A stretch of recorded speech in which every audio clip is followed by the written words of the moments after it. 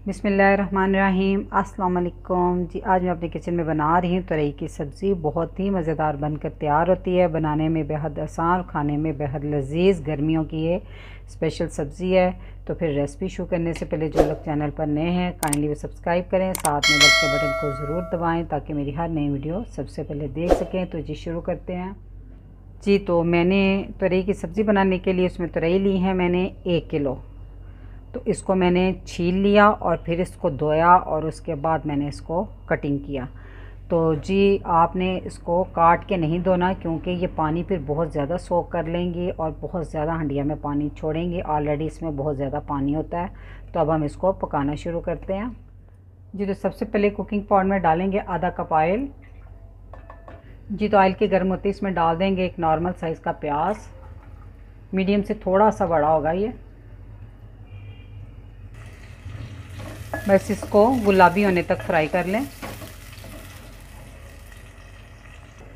प्याज को फ्राई करने के बाद हल्का सा तो इसमें हम डाल देंगे 1 टेबलस्पून लहसुन अदरक का पेस्ट।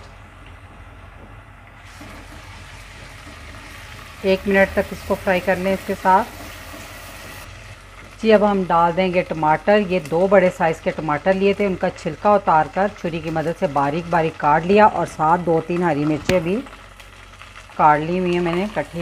इकट्ठा ही इसको इसमें डाल देंगे।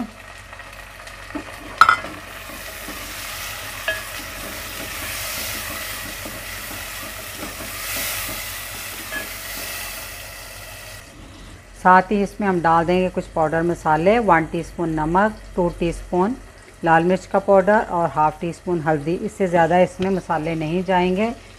ज़्यादा मसाले डालने से ये होता है कि सब्ज़ी का जो टेस्ट होता है ना ओरिजिनल, वो ख़त्म हो जाता है, मसाले हावी हो जाते हैं।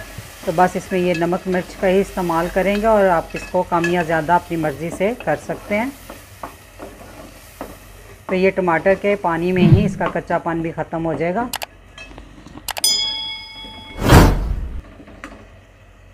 अब हम इसको 5 मिनट तक स्लो आंच पे ढाँप देंगे ताकि जो टमाटर हैं वो अच्छे से सॉफ्ट हो जाए।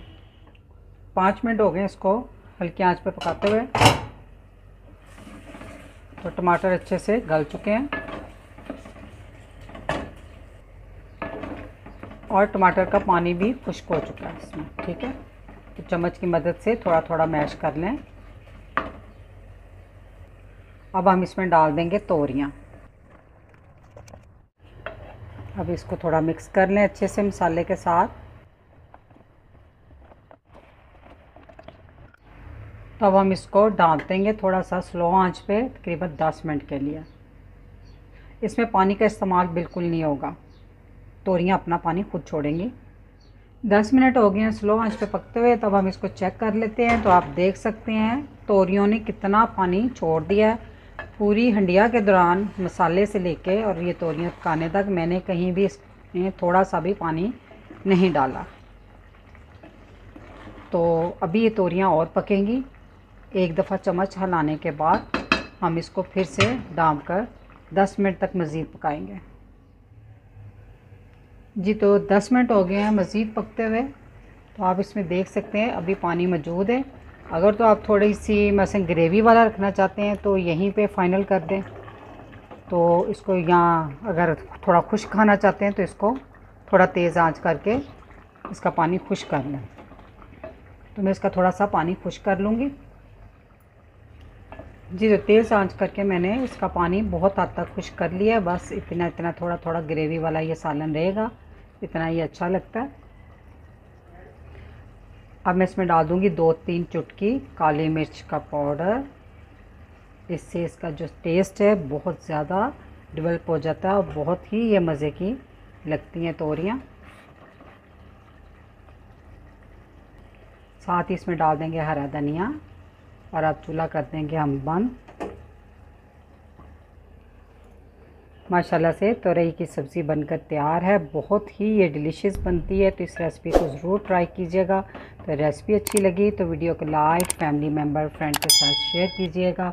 दुआओं में याद रखिएगा। अल्लाह हाफिज़।